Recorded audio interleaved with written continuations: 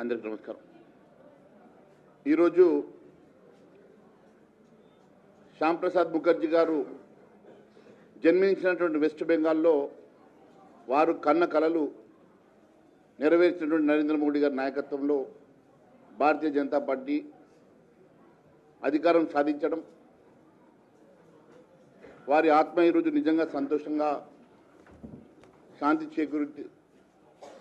గతంలో 2011లో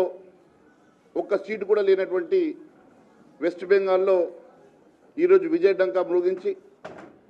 2/3 మెజార్టీతో అక్కడ ప్రభుత్వాన్ని ఏర్పాటు చేస్తున్నామంటే అక్కడ ప్రజలు ఎంత పెద్ద ఎత్తున భారతీయ జనతా పార్టీని, నరేంద్ర మోడీ గారి నాయకత్వాన్ని వారు ఎంచుకున్నారో దీన్ని బట్టి స్పష్టమవుతా ఉన్నది. అనేకమైనటువంటి సమస్యలు, ఇన్ఫిల్ట్రేషన్ దగ్గర నుంచి అక్కడ ఉన్నటువంటి పావర్టీ వరకు అక్కడ ప్రజలు ఒకటి పెద్ద సమస్యగా భావించినటువంటి ఇన్ఫిల్ట్రేషన్ని భారతీయ జనతా పార్టీ అడ్డుకుంటుందని, అక్కడ అనేక అభివృద్ధి కార్యక్రమాలతో పేదవారికి చేయూత దొరుకుతుందన్న పూర్తి విశ్వాసంతో ఈరోజు భారతీయ జనతా పార్టీని గెలిపించారు. అదే మాదిరిగా అస్సాంలో మూడోసారి భారతీయ జనతా పార్టీని గెలిపించడం అంటే, అది కూడా 2/3 మెజార్టీతో గెలిపించడం అంటే ఇది సాధారణమైనటువంటి అంశం కాదు. నరేంద్ర మోడీ గారి నాయకత్వంలో పూర్తి విశ్వాసాన్ని దేశ ప్రజలు ఈరోజు చూపిస్తూ ఉన్నారు. మొన్నటికి మొన్న మహారాష్ట్రలో కానీ, ఢిల్లీలో కానీ, హర్యానాలో కానీ,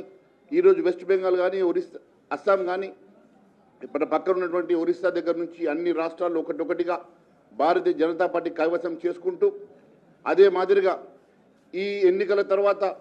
మొదటిసారి తెలంగాణ రాష్ట్రానికి వారు కాలు మోపుతున్నారంటే ఖచ్చితంగా తెలంగాణ ప్రజానీకానికి ఒక దశాదిశ నిర్దేశించడానికి, భారతీయ జనతా పార్టీకి ఒక దశాదిశ నిర్దేశించడానికి, మరి ఇక్కడ ఒక సూచనప్రాయంగా వారు మరి ఇక్కడ ప్రజానీకానికి నేను ఉన్నాననేటువంటి భరోసా ఇవ్వడానికి వారు వస్తున్నటువంటి సందర్భంగా ఖచ్చితంగా రేపు రాబోయేటువంటి ఏ ఎన్నికైనా తెలంగాణ రాష్ట్రంలో ఖచ్చితంగా భారతీయ జనతా పార్టీ విజయం సాధిస్తుందని, మరి రామచంద్రరావు గారి నేతృత్వంలో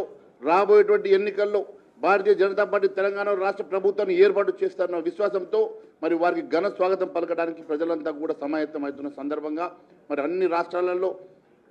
ఈ